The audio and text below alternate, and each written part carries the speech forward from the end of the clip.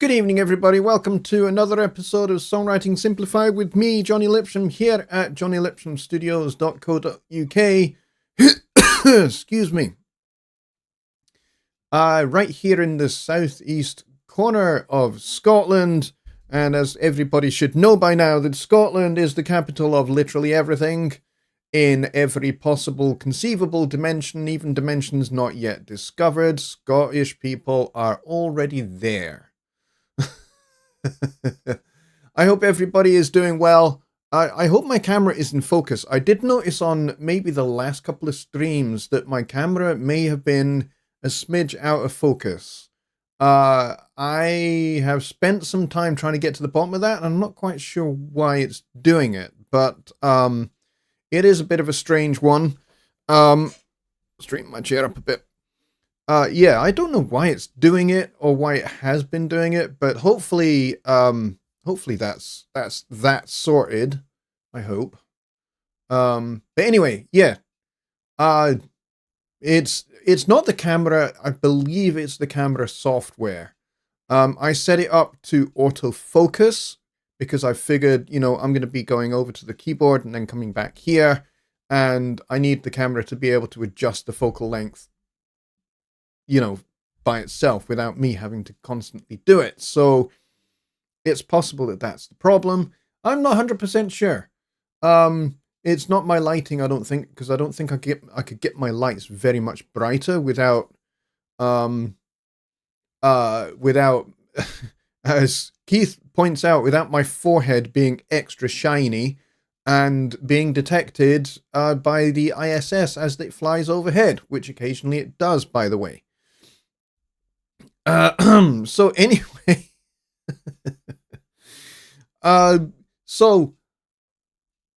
we released a new version of Studio One today, so please update. So 7.1.1 was released, a maintenance update for Studio One 7.1 to fix some issues with Ripple Edit, and also the other thing that is fixed is if you open up a song from version 7 or a version 6 rather, or older, in Studio One 7.1, what you may have found is that all your bus channels may be in weird places or not where you're expecting them to be. So that kind of narked a lot of people, understandably, because it meant they had to kind of go and spend some time just basically dragging bus channels around in the console and putting them where they should be, and then saving the song, and then it's fine. But it's a pain having to have to do that every time. So we fixed that in this maintenance release. But probably some of the issues with Ripple Edit were a little bit more annoying, especially for those that use Ripple Edit for doing podcasts or voiceovers, that kind of stuff. So that issue is now addressed, as is some of the things with the bus channels kind of not being in the right spot. So yes, it's a good few things that were fixed. It's only a really short little list of things that we fixed in this particular maintenance update.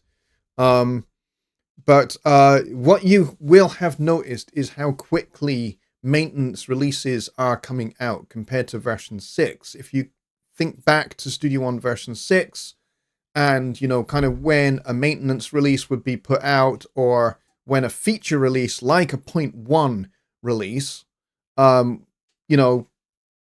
we definitely have upped the tempo. And so you should certainly be feeling that now that we've upped the tempo a wee bit. And so there is a lot more to come this year. There are some incredibly exciting, incredibly cool things coming for Studio One throughout the rest of this year. So we are very excited by that. Scenes, I think, is on the list of things fixed as well. So if you have been having issues with scenes and things, I think that is on the little short list. I need to go and get the release notes because I've not done that yet. So that we can have a little look together. I know, kind of not necessarily what we would normally do on a Songwriting Simplified, but that's okay. So let's go and take a look. So this is it. Literally just a handful of things. So console scenes and visibility saved in previous versions not loaded. Fixed. Deleting range where tempo setting don't follow changes event order. Deleting range leaves gap. Ripple edit does not respect layers. Cursor gets stuck after certain edits. Transform to bus ignores previous track speaker format. So for example, if you had mono tracks routed to your bus, which you then transform, it was messing that up and reverting them to stereo in some cases, and some cases actually the other way around. Transform back to bus does not retain position in console. Locate missing files, sound sets not selected correctly for download. So this was an annoying one for people that were trying to download sound sets for things like D Flat 1 in particular. That was the one that was most affected. But yeah, so that is now fixed, and that is it. That's it. There's no actual features here. It's just a maintenance update to fix some particularly perturbing issues. So those of you that make a big use of mixer scenes from previous versions of Studio One, like versions 5 and 6, these are now there, and everything should be back to where it should be. So hopefully you should be good if you use those, and these other ripple edit things should also be fixed. However, I do believe there is one small little ripple edit issue which is not yet fixed, but hopefully that will be very, very soon. So let's go back over here. And I think as per usual, Billy Morgan, even though he's been in hospital, was the first in the door. I mean, how crazy is that? I think it was. Maybe I'm wrong. Let me double check. Yes, it was. It was Billy Morgan. He was first in the door, followed by Kyle, followed by Keith, followed by Dwayne, and Don Oliver, and CHDB Music, and Danny Taylor, and Don Oliver, and Gardner99, that's my good friend Terry, and Keyman, that's my good friend Ron, and Just Bob is here as well, who says, just upgraded to 7.1.1, think successful, got it to open. There you go, awesome. And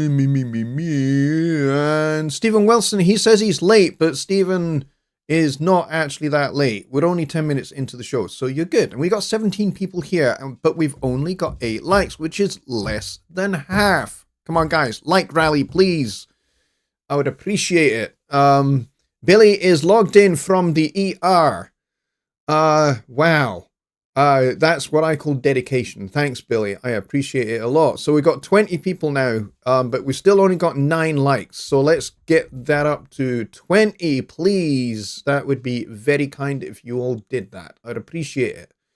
Just Bob says, my account says I'm subscribed to both monthly and annual.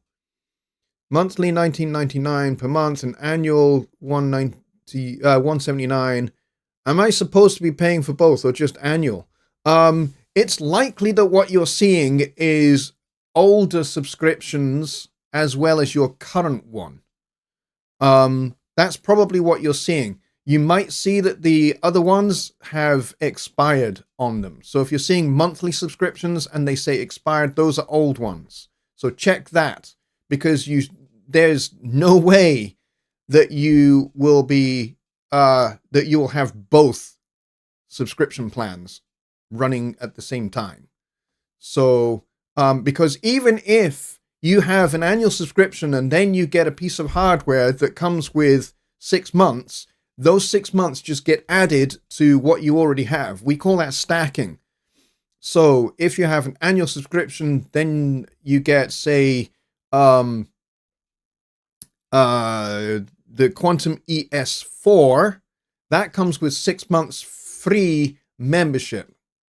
And so that will just add 6 months to your 12. So that gives you 18 months instead of 12. So that's what happens if you have like a monthly sub added to your annual sub because of hardware. So it will be added. But yes, you should. I don't think there is a way at all for you to have monthly and annual and be paying for both at the same time. So I would look in your account and check and see if your monthly one is active or your annual one is active. Unless you have more than one account, and I highly doubt that. As far as I'm aware, Bob does not have more than one. He says he sent me a screenshot, so I'm going to have to go take a look at that to be sure. Let's see. Okay, that's not what's in your account. Those are purchase options. So that screenshot there is just the different purchase options. That's not what you already have. Because as you can see on the left, it says Pro 7, $149.99. That's the upgrade price. And then the one next to that says annual for $179.99. And then the one next to that says $19.99 for monthly. So those are the options available to you. It's not that you have those. Those are options, okay? Let me see.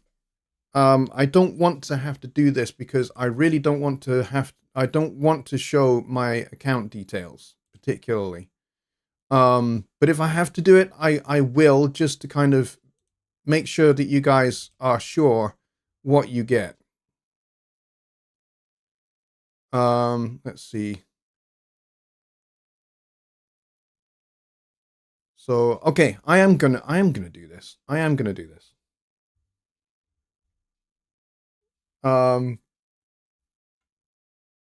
Okay, yeah, Bob, you only have one account. So what you were just showing there was actually options.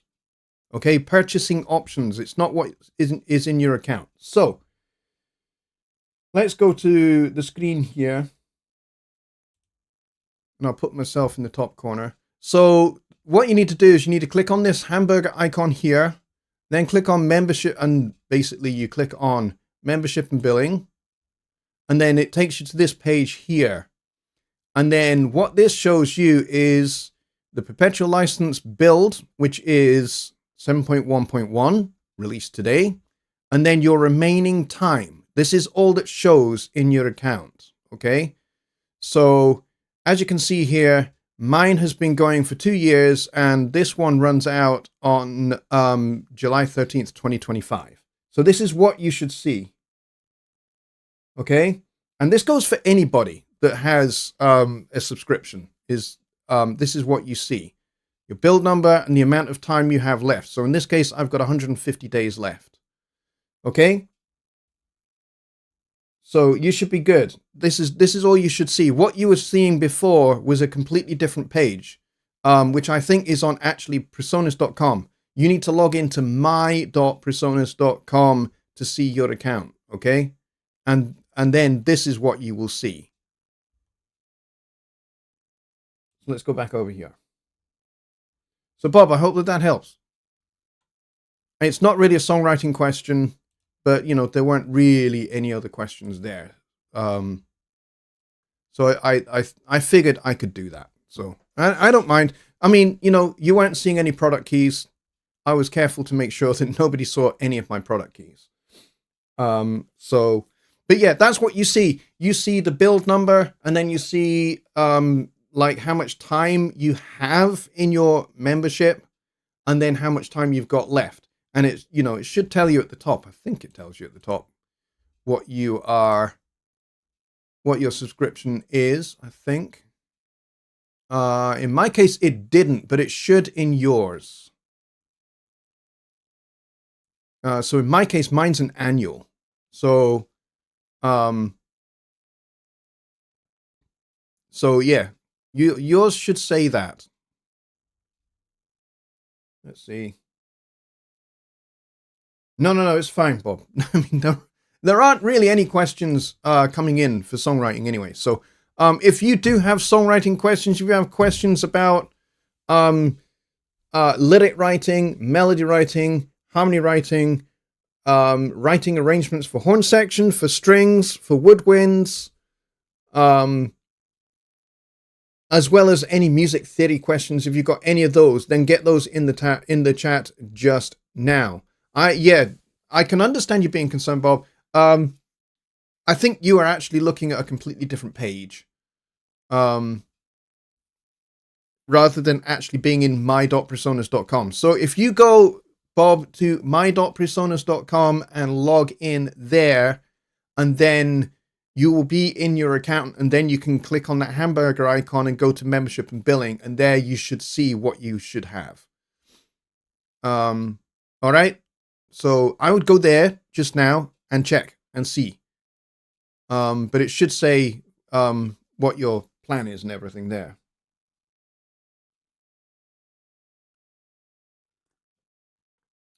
So I totally understand that. So I think one of the things we looked at, I think it was last week, or maybe it was the week before, we started looking at doing some harmony writing.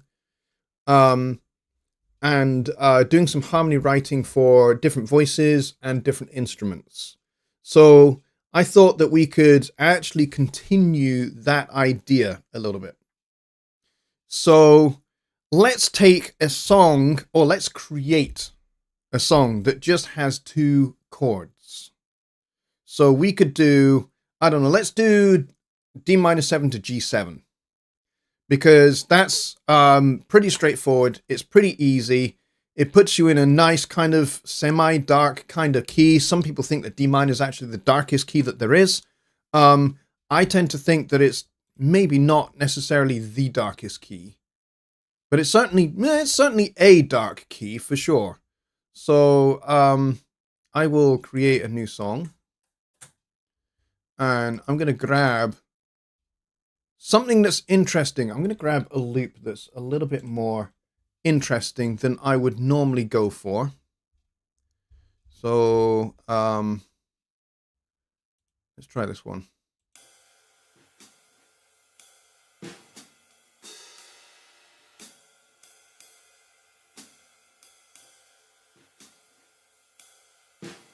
Okay, yeah, it's a little bit quiet. Let's try.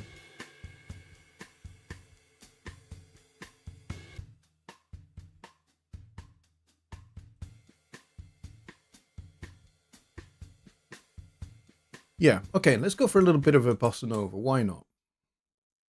And we'll change that color to that kind of color, and we'll increase the volume a little bit.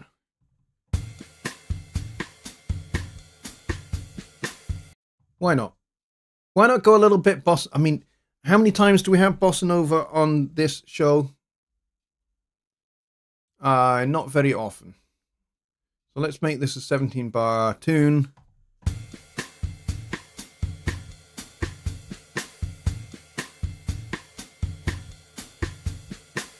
And you know what? Seeing as we're kind of cruising towards Valentine's, let's make this a little bit kind of moody and romantic, maybe.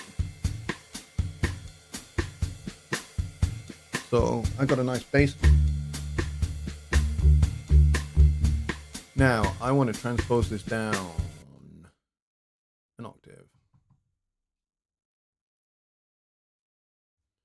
And I want to loop this guy.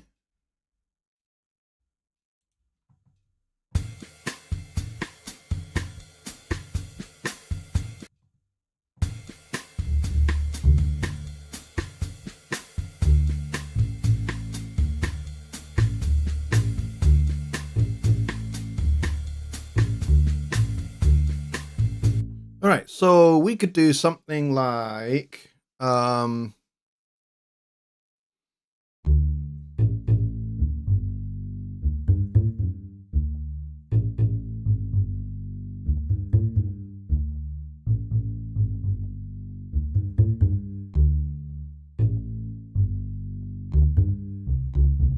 Something like that. So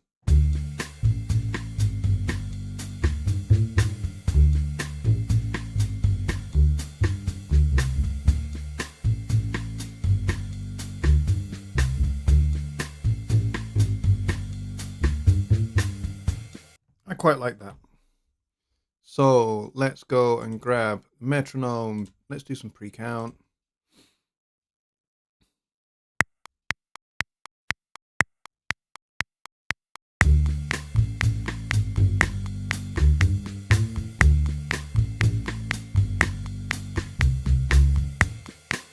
And I'm just gonna keep that as is. So I'm gonna go in here. I'm gonna just tidy this up just a little bit.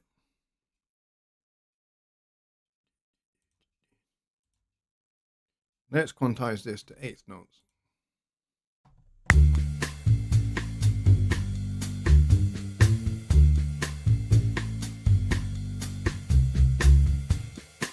Yeah, I like that.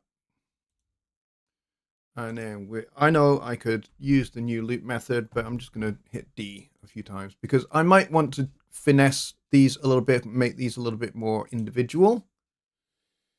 What is chromaticism and what is the relationship betwixt notes and phrases and chords? Great question. And we can combine Terry's question with this one as well.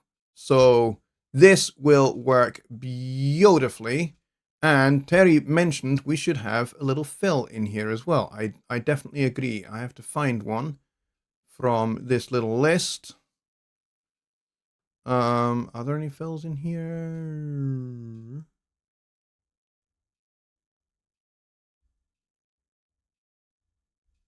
I'm not seeing one. Things are in Bossa Nova. It should be in this Bossa section. And I'm not seeing a fill particularly. Let's try this.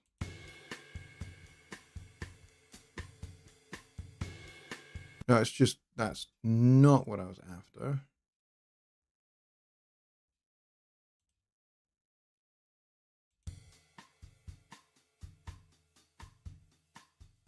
Yeah, it looks like there aren't really any fills.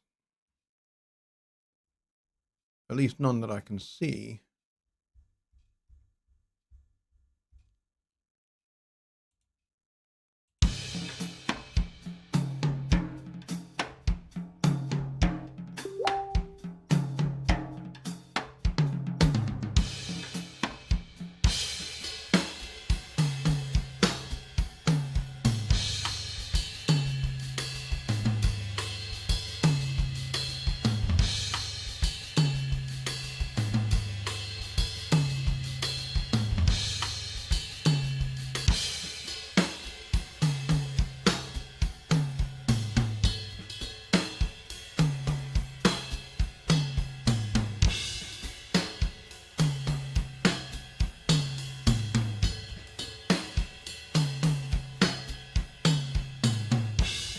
What I might actually do is just grab one bar of this here.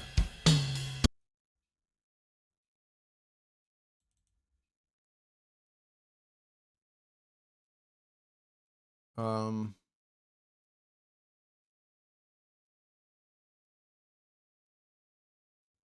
hmm.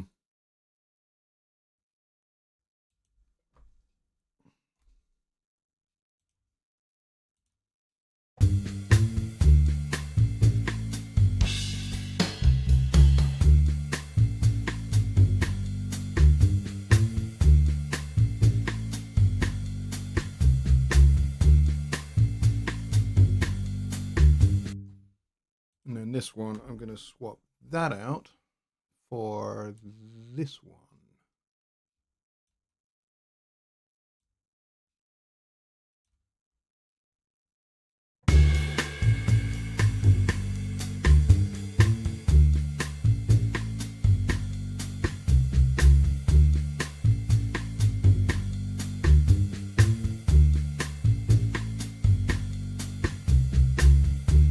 All right, so I like that. So, We want to make this kind of a little bit slush and a little bit romantic. I think so. So let's close that up and let's go for some big strings. I like big strings. And I cannot lie.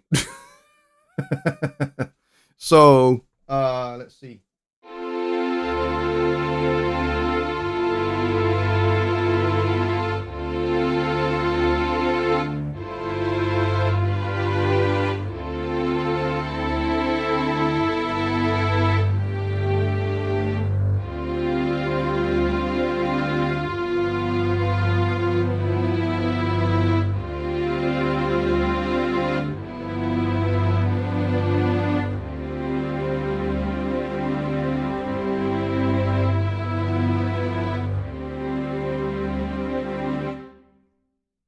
We could do something like that. So let's get the old click going. I'm going to take loop record off for a second.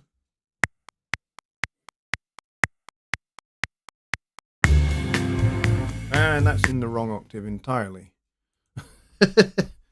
Let's try that again, shall we?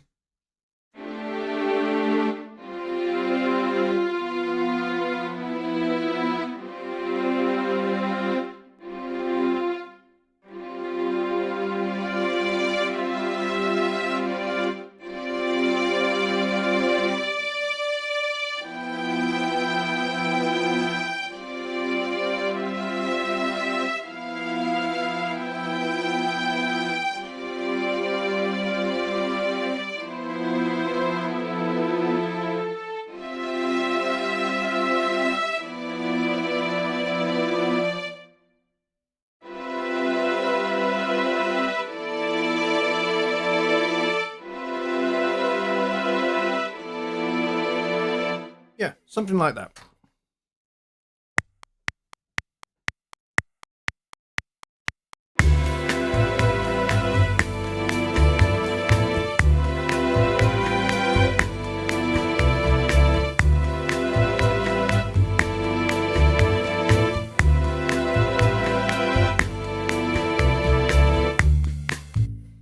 And then we can just loop that sucker.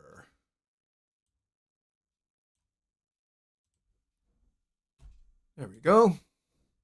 Got some nice, sexy strings.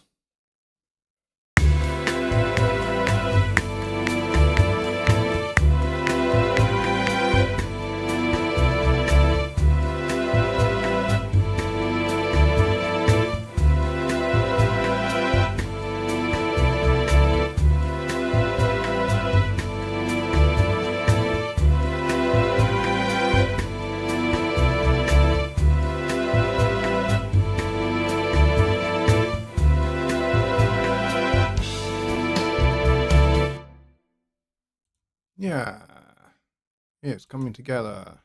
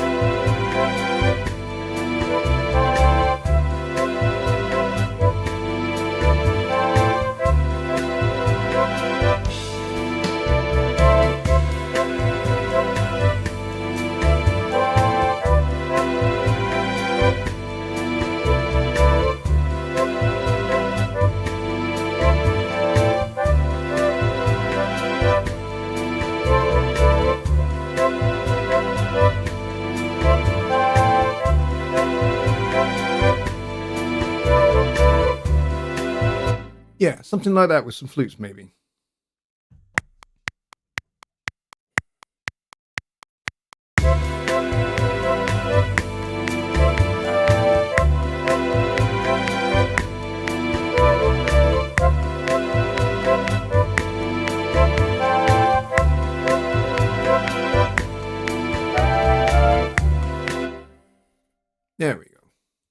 I just got one little crap note to take out, which is that one there. I think it's that one, or is it the one above it? Hang on. It's that one above it.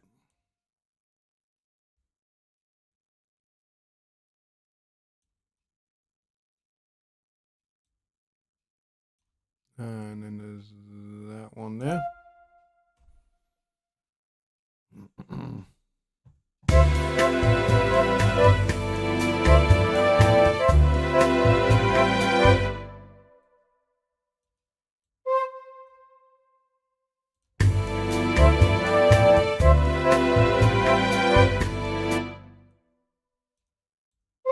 I'm just spot fixing a few of these.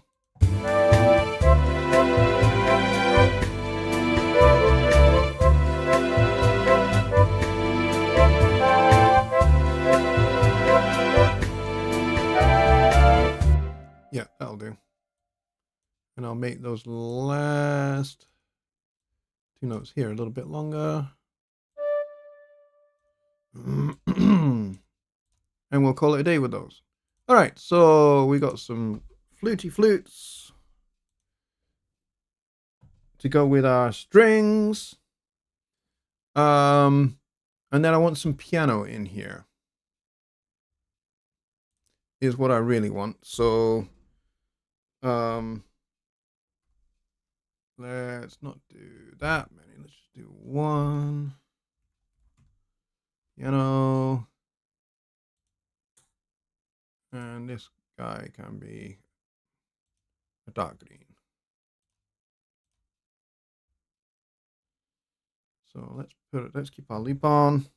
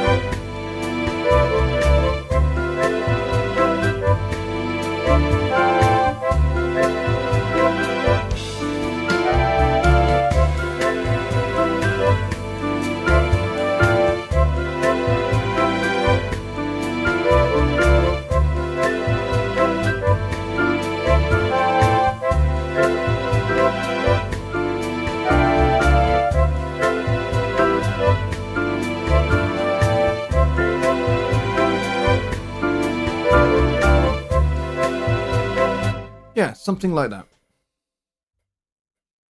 Something like that.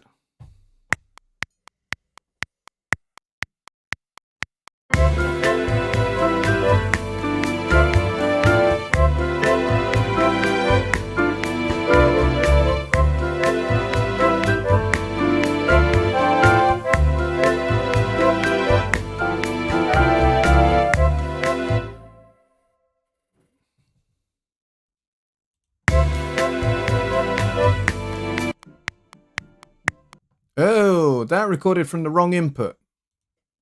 Damn it. That recorded from the wrong input. I have to do that again now.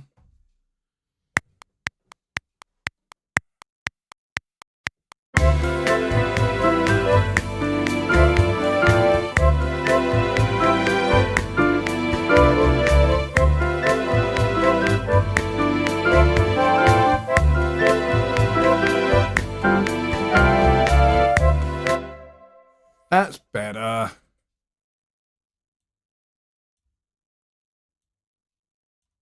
And then we'll just duplicate that. And then we'll get to Bob's question about chromaticism.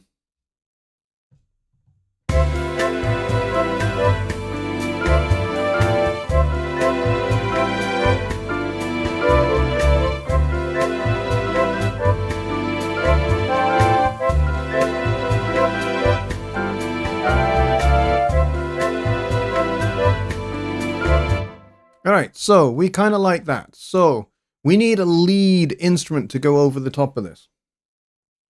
So, and yes, this is getting somewhat cheesy. That's faux show. There's no question about that. So,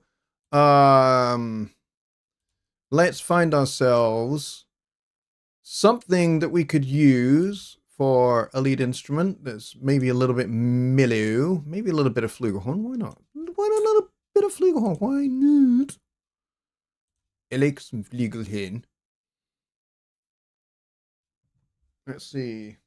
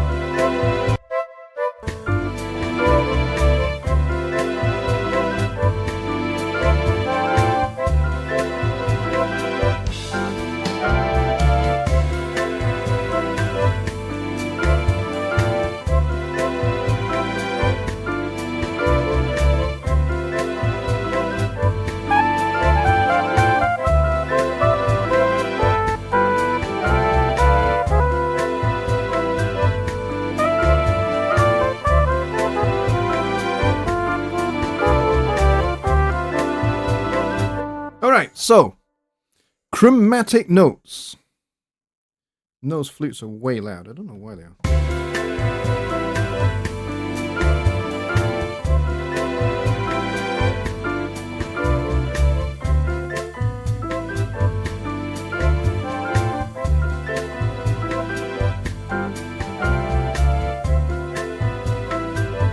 Yeah, okay. So, chromaticism. What is chromaticism and how do we what does it do? Well, we have kind of talked about this before. I think that's my son in the bathroom clattering and banging around, if you've been wondering what the sounds are.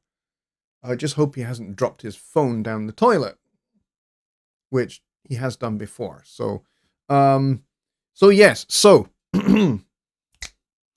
what is chromaticism? Chromaticism is basically notes that don't belong to your scale or your key that your song is in. So we are in D minor. So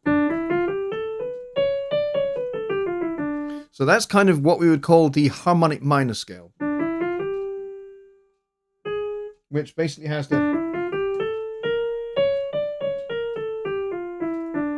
it has the B flat in it because it comes from F major. But it also has the C sharp, which is the leading tone into the tonic, which is D for D minor. So that's the harmonic minor scale.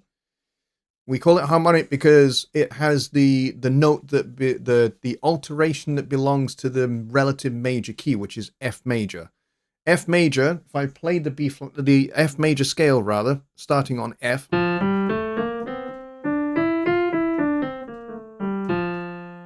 Okay, but now if I play that same scale but start it on D,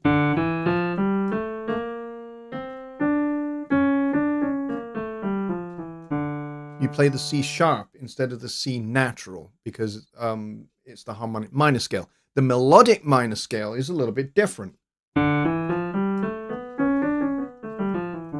can have the leading tone, but play a B natural instead of a B flat. Sorry, you play the B flat and the C natural instead. That's the melodic minor scale. You don't play the C sharp, you play the C natural instead. So in this particular situation, any note that doesn't belong can be counted as chromatic. Now, with this particular type of music,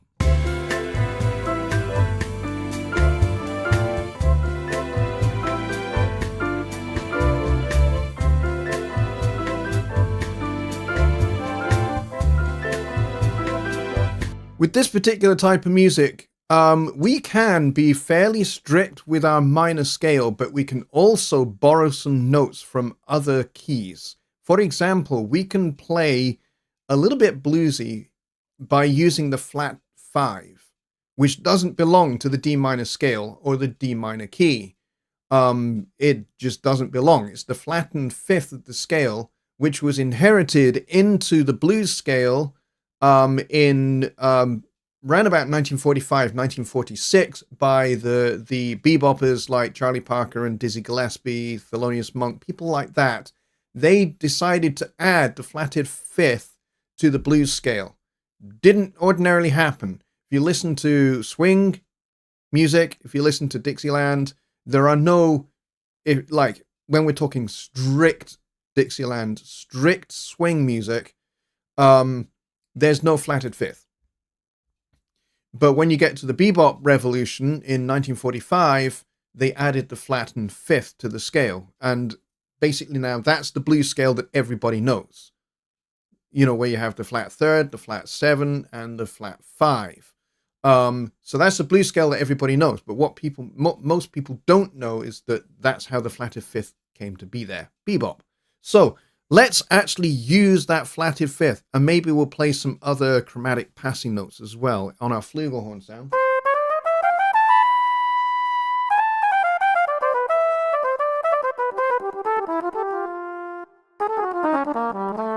So I might even temporarily borrow from the E-flat melodic minor scale as well. And you'll see that it creates tension.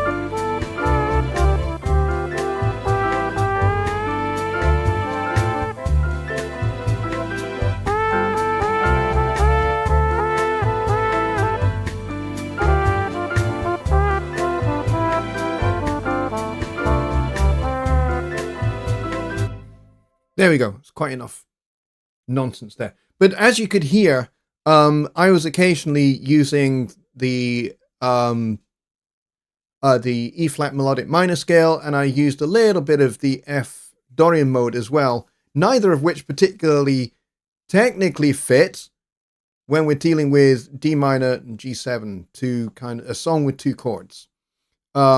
So what would we do for variation here? Because, playing D minor G can get a little bit boring after a while. So what I would tend to do with something like this is, because we're playing quite dark, we're going...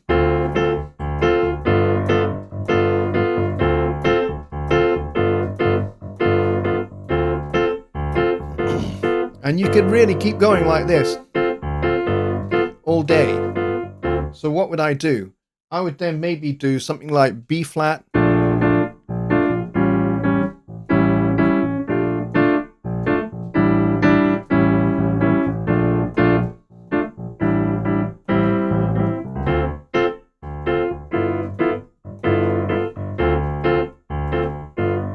Or something like B flat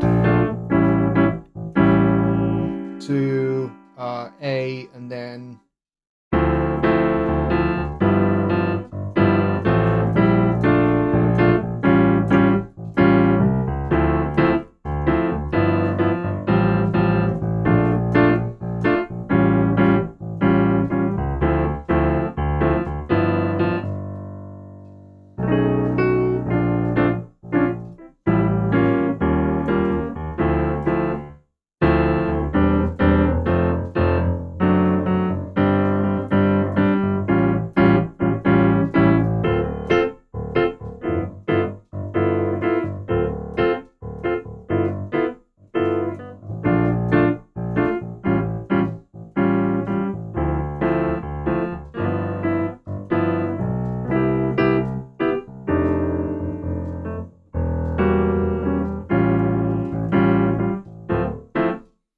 and something like that. So essentially, I was going B flat to A, D minor to G, and then C major to F7, and then you could do E7 to A, and then that'll take you back to the D minor again.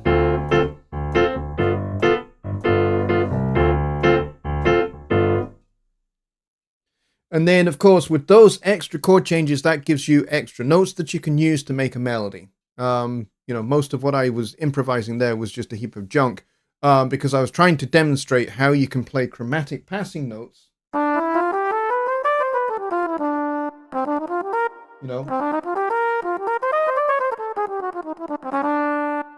In between those main notes of my scale.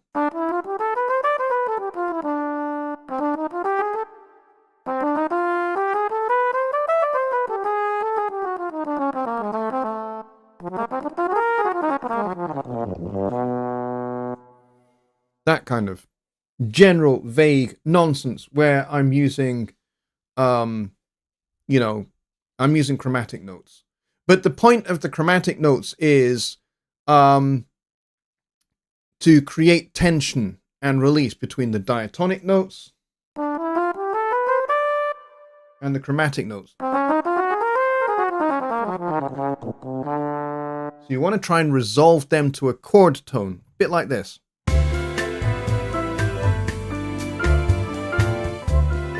Okay, let's lose the flutes for a minute.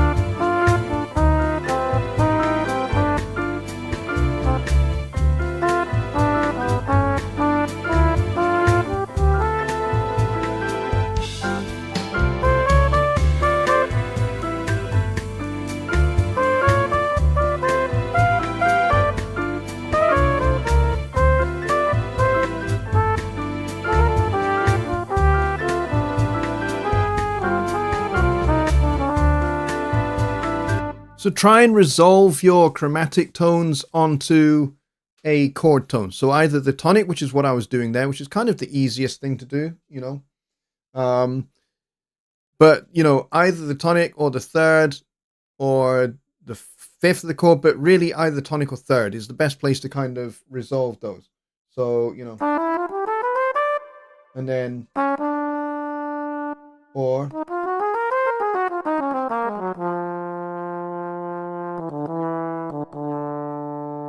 and then land on the tonic. But certainly landing on the third or the tonic will work, regardless of what you're doing.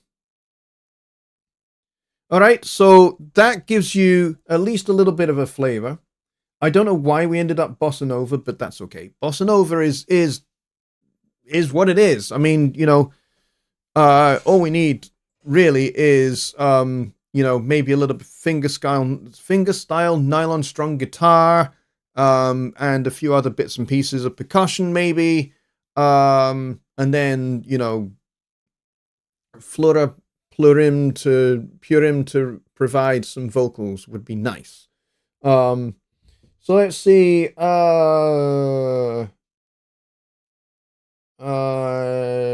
Terry says the chromatic scale arranges the 12 musical notes into ascending or descending order, including sharps and flats. Correct. The blues scale is a 6-note scale that's similar to the pentatonic scale, but with an additional note called the blue note. The blue note gives the blues scale its distinctive sound. That's kind of not entirely correct. It is a 6-note scale. Well, it's a little bit more than that, but so 1, 2, 3, 4, 5, 6. But really, it's the 1, the flat third, the 4, flat 5, 5, and flat 7, and then octave.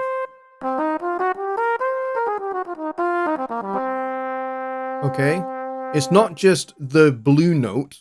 There's more than one blue note that's in this scale. There are 3 blue notes that are in this scale. The flat third, the flat 5, and the flat 7.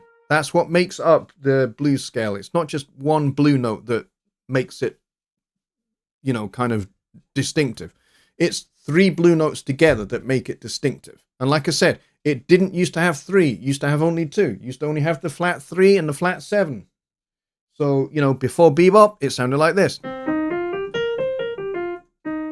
which you'll notice is identical to the E-flat major pentatonic scale.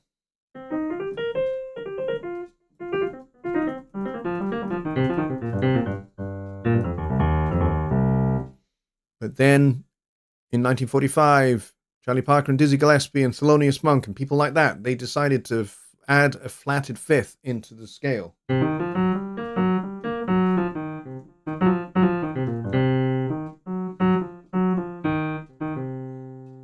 So you will have heard hints of this in much earlier music, but it was never really kind of an explicit thing. The blue that blue fifth, the flatted fifth, was really kind of only hinted at. It was never really used as an actual legitimate note for improvising until the 1940s. But, you know, before then, you would hear it in the 1920s. You'll hear it in Rhapsody in Blue by George Gershwin. There's plenty of the flat 5 in there, but they are passing notes. They are not an explicit note in the scale. It is a passing note. And you'll hear it in Porgy and Bess as well. But again, as a passing note and not as an explicit stated part of the blues scale. That's not really until the bebop revolution that you get that. Dave says, just made it. Do you know the correct description for a scale that seems to go on forever? Kind of like Police, Every Little Thing. Scale that goes on forever. I'm trying to run that song through my head right now because I can't play it for obvious copyright reasons. Well,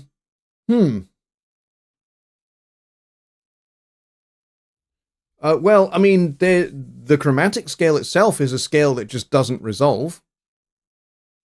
You know, you can keep playing that ad infinitum. Another scale that doesn't resolve would be the whole tone scale. That doesn't resolve. because it's made of whole tones.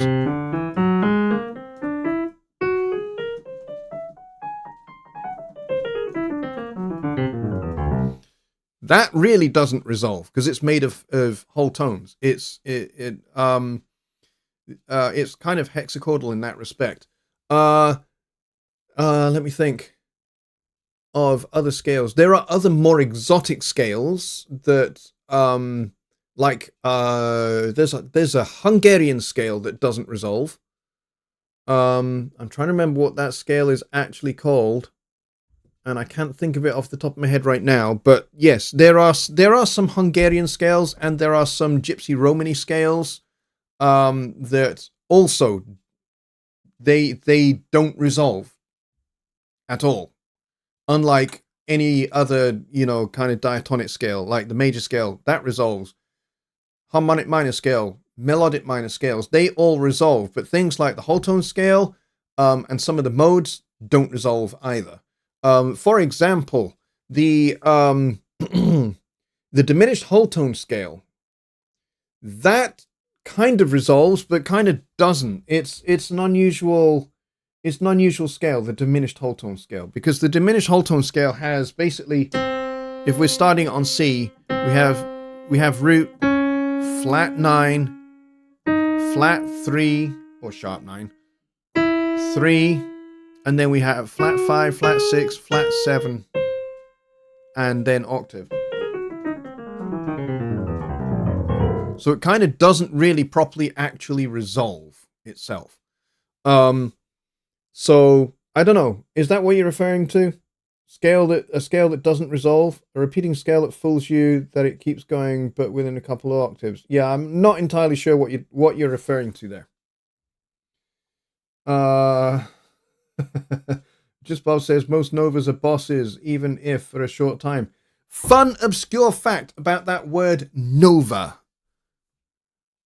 It's actually a misspelling of nueva, meaning new. So bossa nova basically should be bossa nueva, meaning new, but it's the Portuguese because it's Brazilian, so it's nova. But in Spanish, nova means doesn't go. Fun little side fact from that side fact is that there was a car called a Nova, made by Fiat. I think Fiat are a German company, I think. But anyway, they made this car called the Nova. When they exported this car to Spain, or when they were about to, their Spanish dealers said, you can't call it the Nova. And they go, why? It's, that's what it's always been known as. Why can't we call it that? And they said, well, because that means it doesn't go. And you can't have a car called doesn't go, because that's just stupid. So they changed the name only in Spain. But in the UK, it remained, it wasn't Fiat. It was Vauxhall. I'm an idiot. It was the Vauxhall Nova. Vauxhall is a British company, and they had not thought about, what Nova might have meant in Spanish, which means don't go. So, so it's a funny one. But yeah, that's kind of a fun little side fact from the name Bossa Nova. But we are at the end of the scale. Scale? End of the show, even. I'm saying scale because I've just read Bob writing about Hungarian minor scale, also known as the Gypsy minor scale and the double harmonic minor scale, because it contains no augmented second interval between the 4th and 5th degrees, creating tension. Yep, the double harmonic minor scale is a great scale. It's tricky to get your fingers round, but it's worth using. And by the way, you can use that on dominant chords. If you want to improvise in a really kind of dissonant, kind of chromatic way, and you're on a dominant chord like a G7, you can use that double harmonic minor scale. It sounds very, very hip, and if you're into kind of postmodernist, post-Coltrane contemporary jazz, then that scale is a good one to play. All right, so Dwayne says that 7.1.1 update fixed his scenes issue. And it would, because that's in the list of things fixed in this update. So I'm glad that that is working for you. Um, so there we go. That's the end of the show, folks. So there is going to be no show on Sunday. So this is really our Valentine's special. Yeah, there's no show on Sunday for this week, but we'll be back next Wednesday for Songwriting Simplified. So if you have questions for the show like we have had tonight, then please do let me know. You can email me, Jonny at jonnylipshamstudios.co.uk.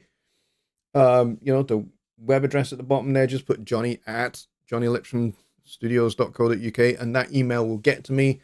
Particularly if you have a very detailed question. Dave, email me with a little bit more detail, because obviously you can only fit so much into the chat. So, yeah, send me a little bit more information on the police song that you're referring to and the scale that you're referring to as well. And then maybe we can dive into that a little bit more next week. But also, because there's no Sunday Night Live this Sunday, I will also take some Studio One questions as well, since we've just had a maintenance release as well. So if you have Studio One questions, if you have songwriting questions, and no, we're not going to do cha-cha next week, Ron. However, if you would like to video yourself dancing the cha-cha, then please post it on social media and we can all watch it. That would be fun. All right, cool. There we go. See you all next week for Songwriting Simplified. No show on Sunday. And I'll bid you all a very good night. Good night.